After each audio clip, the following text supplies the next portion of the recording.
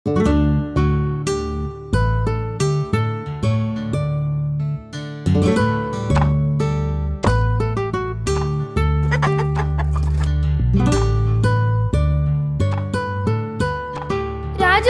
അറിഞ്ഞോ?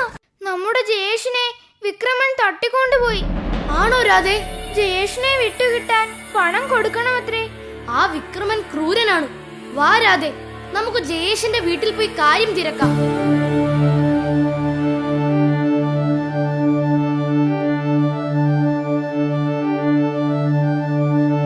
ഞങ്ങൾ വീട്ടിലേക്ക് വരികയായിരുന്നു. ജയേഷിന്റെ വിവരം വല്ലതുമുണ്ടോ? ഇല്ല മോനെ, ജയേഷിനെ വിട്ടുതരാൻ ആ വിക്രമൻ 1 ലക്ഷം രൂപയാണ് ആവശ്യപ്പെടുന്നത്. പോലീസിൽ അറിയിച്ചാൽ എന്റെ മോനെ കൊന്നുകളയുമെന്നാ അവൻ പറയുന്നത്.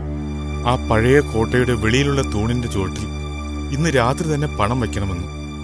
അമ്മാവൻ വിഷമിക്കേണ്ട.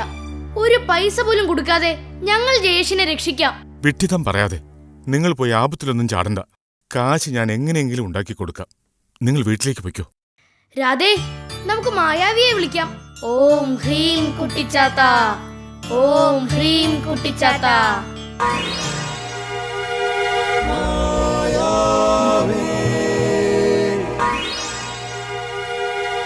രാജു, രാധേ. മായാവി, ഞങ്ങളുടെ ജയേഷിനെ ആ ദുഷ്ടൻ വിക്രമൻ തട്ടിക്കൊണ്ടുപോയി. 1 ലക്ഷം രൂപ കൊടുത്തില്ലെങ്കിൽ കൊല്ലുമെന്ന് അവർ പറയുന്നേ. പേടിക്കണ്ട, ജയേഷിന് ഒരപകടവും പറ്റില്ല. ഇതാ, ഈ വടി വെച്ചോളൂ. രൂപയുടെ പൊതിയോടൊപ്പം ഇതും കൂടി വെക്കണേ. മായാവി, ഇത് വല്ല മന്ത്രവാടിയുമാണോ? കാത്തിരുന്ന് കണ്ടോ.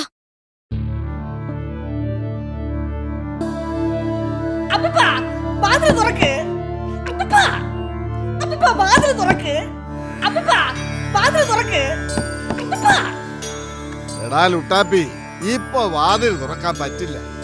ഞാൻ ഹോമകുണ്ടത്തിനരികില. ആ, നീ പോയി ആ വിക്രമനോട് 50,000 രൂപ കടം വാങ്ങിക്കൊണ്ടുവാ. ഒരു മഹാഹോമം നടത്താനാ. വേഗം വേണം. ആ വിക്രമനോടാ കിട്ടിയത് തന്നെ. ഓടാ ലുട്ടാപ്പി, പോയിട്ട് വേഗം വാ.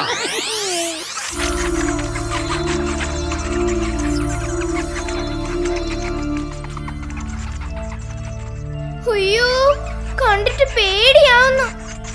ഇവിടെ നിൽക്കരാതെ. വേണ്ട, ഞാനും വരുന്നു. ഇതുവരും കടലാസ് കഷ്ണങ്ങളാണെന്ന് വിക്രമൻ അറിയില്ലല്ലോ. വേഗം വാ, നമുക്ക് പോകാം.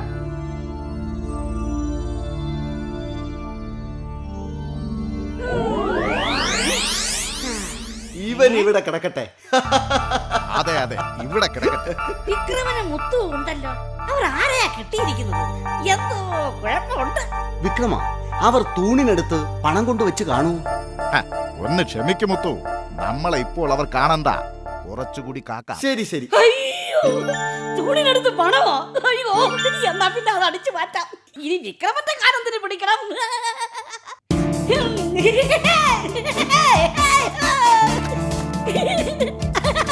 ഇതിനുള്ളിൽ രൂപ തന്നെ.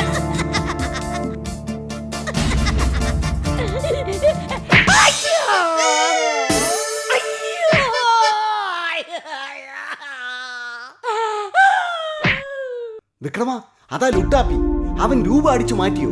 നിൽക്കടാ ലുട്ടാപ്പി അവിടെ, ഇല്ലെങ്കിൽ നിനക്ക് നല്ലത് കിട്ടും. എനിക്ക് ആവശ്യത്തിന് കിട്ടി. ഇനി കിട്ടുന്നത് നിങ്ങൾ മേടിച്ചോ. ഹോ, ഭാഗ്യം, അവൻ പൊതിയെടുത്തിട്ടില്ല.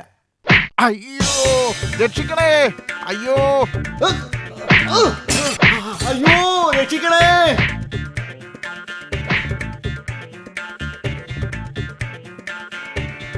നിന്നെ ഞാൻ... അയ്യോ! അനങ്ങരുത്. അനങ്ങിയാൽ അടി ഇനിയും കിട്ടും. എവിടെ ജയേഷ്? പറഞ്ഞോ വേഗം. കോട്ടയ്ക്കകത്തുണ്ട്. വിക്രമനും മുത്തുവിനും കിട്ടി. ആവശ്യം പോലെ.